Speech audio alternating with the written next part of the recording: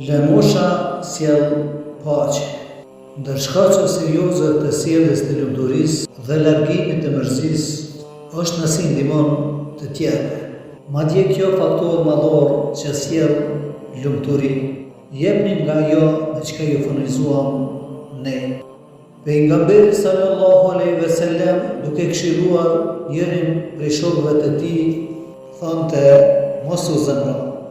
Kërko mbrojtje nga Allahu fuqiplot që të ruan nga djalli i mallkuar. Allahu thot: vërtet ata që janë të ruajtur nga djalli i mallkuar e përkujtojnë Allahun dhe e shohin të vërtetën.